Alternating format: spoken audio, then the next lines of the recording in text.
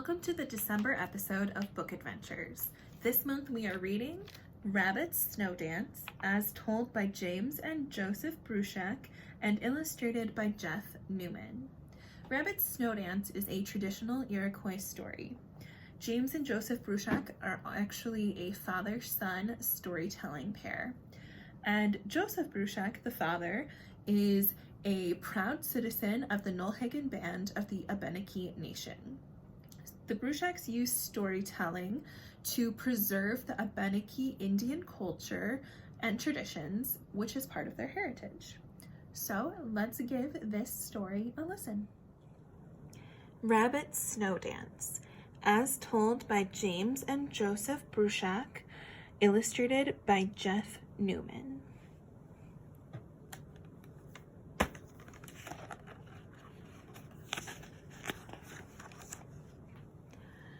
Long ago, they say, Rabbit did not look the way rabbits do today.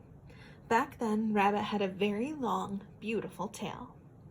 But even though his tail was long, his patience was short.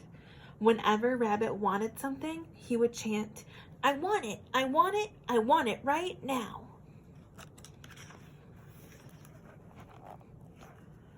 One day, Rabbit was wishing it would snow. Why?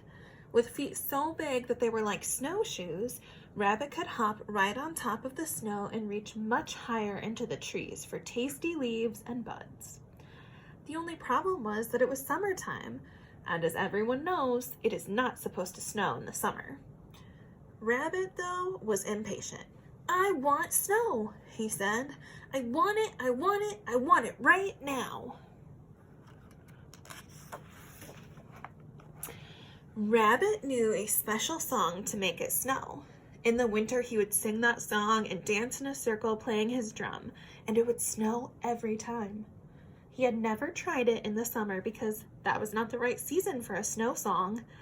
But Rabbit did not want to wait. He ran through the forest to get his drum, chanting, "I will make it snow, azi kana po. I will make it snow, azi kana po." Azikanapo. That word means it will snow foot wrappers, great big flakes of snow. So when the other animals heard Rabbit singing, some of them got worried. Chipmunk and Squirrel tried to stop him. "It is too soon for snow," they said. "We haven't finished gathering enough nuts for the winter." But Rabbit ran right past them and kept on chanting, "I will make it snow, azi kana po. I will make it snow, azi kana po." Beaver and Turtle looked up from their pond as Rabbit ran by. "I haven't finished my dam," Beaver complained. "I am not ready to go to sleep for the winter," Turtle said. But Rabbit ran past them too, still chanting. Other animals heard Rabbit, but did not believe him. "That will never happen," Moose rumbled. "Making it snow in the summer is almost as hard as stopping the sun from coming up," Bear growled. Soon, Rabbit reached his home. He took out his drum and began to sing his snow song as he danced in a circle.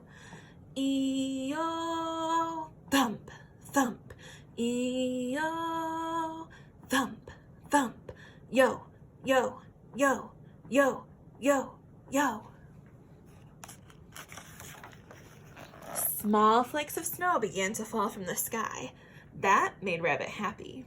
But there was not enough snow yet for him to reach the tender buds in the branches above him.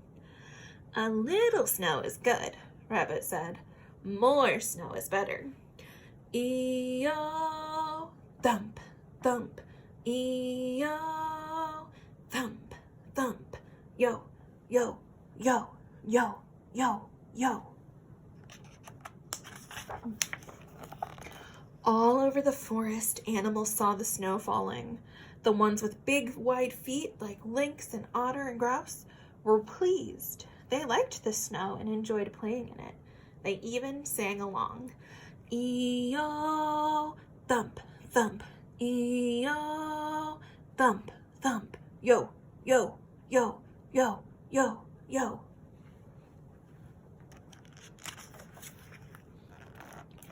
Other animals were not pleased. They were small and the deep snow was now over their heads. Rabbit did not notice their troubles. He just kept on singing. E-O, thump, thump, E-O, thump, thump, yo, yo, yo, yo, yo, yo.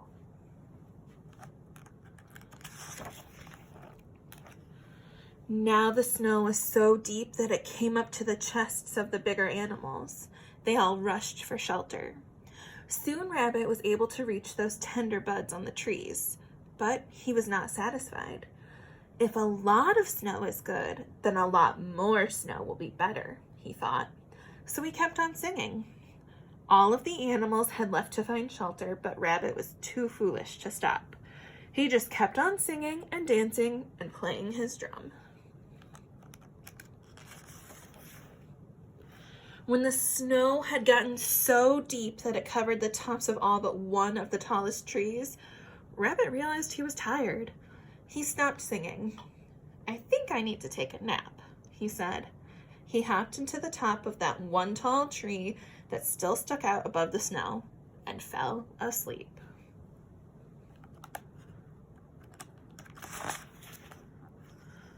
Rabbit slept all night.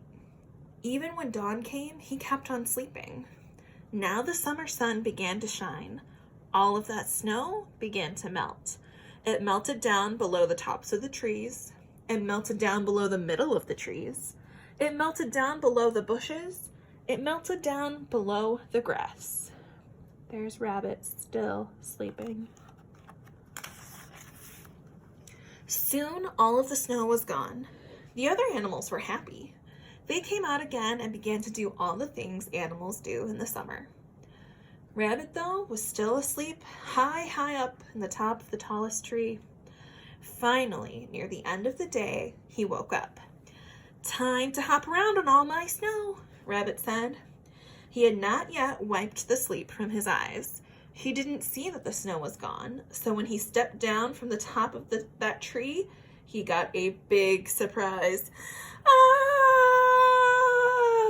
There he is, falling. Rabbit fell, and as he fell, that long tail of his caught on one branch after another. Each time, a little bit was pulled off. Finally, kaboom! Rabbit hit the ground. His tail felt funny.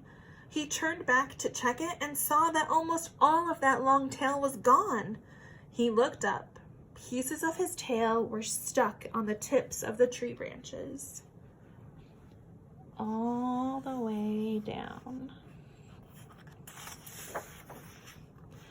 Ever since then, at the time of year when the snow goes away, you can see those little furry pieces of Rabbit's tail stuck on certain trees. Some call them pussy willows, but those who know about Rabbit's snow dance know what they really are. To this day, Rabbit has a short tail, and even though he still loves the snow, he has learned to be more patient. He no longer sings his snow song in the summertime. However, during the colder months, if you keep an open ear toward the forest, you may just hear a small voice singing this song. E-O, thump, thump, E-O, thump, thump, yo, yo, yo, yo, yo, yo. When you hear that, you'd better head for home. Soon it will begin to snow. I hope you enjoyed the tale, Rabbit's Snow Dance. Now it is time for us to work on some crafts. If you got a kit from the library, go ahead and open it up, and we're gonna make watercolor snowflakes first. So you need your coffee filter and then some markers. It's important that you use markers. Crayons will not work. You can pick any color you want. I'm gonna use some purples and blues on mine. Make sure you cover your whole snowflake so that it ends up looking something like that. can be a little bit messy. That's okay, because our next step is to add water. So you can see that I did some polka dots, I did some lines, and I made sure the whole thing was covered. For step 2, you are going to need a plate or some sort of tin, something to contain water in.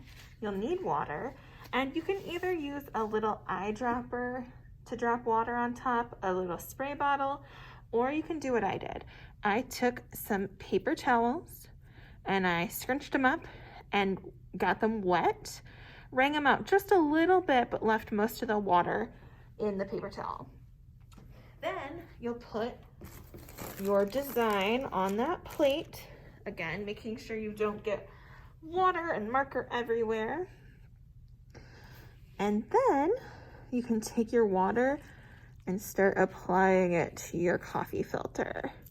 You'll see that the water makes the color start to kind of run. It's the watercolor effect. I squeezed water out, and then I also dabbed. You don't want it to be sopping wet, because then it'll take a long time to dry. So make sure you're not getting it too wet. Okay, so now you can see my snowflake here. A good idea would be to pick it up and put it on a dry surface. To help it dry faster, you can also put a dry paper towel on top.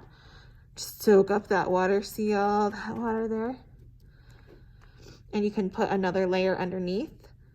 A third option would be to take a hair dryer and lightly dry it, and that'll speed up the process too. All right, so step 3, wait for your snowflake, your coffee filter, to dry.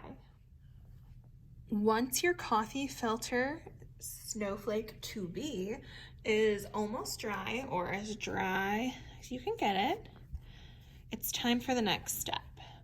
We are going to turn the coffee filter finally into a snowflake.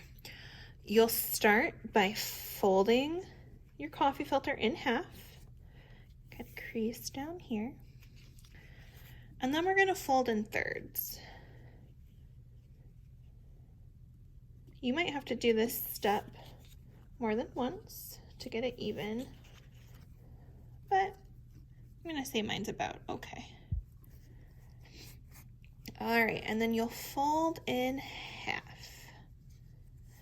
So your filter should look about that big. This is where you need a pair of scissors, and you're going to cut any designs that you want into your filter. So let's see.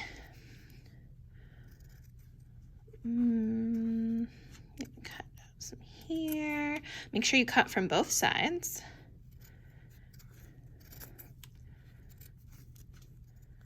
Cut different shapes.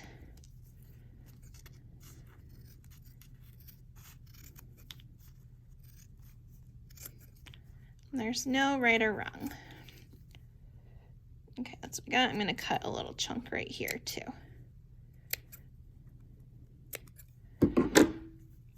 Okay, then it's time to open up your filter and see what your watercolor snowflake looks like.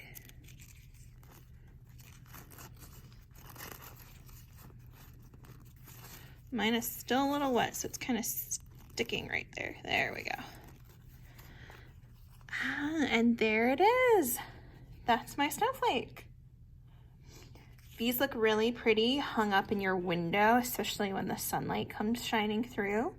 So if you wanted to, you could use tape to tape them to a window. You could tie some string around it and hang it anywhere you would like.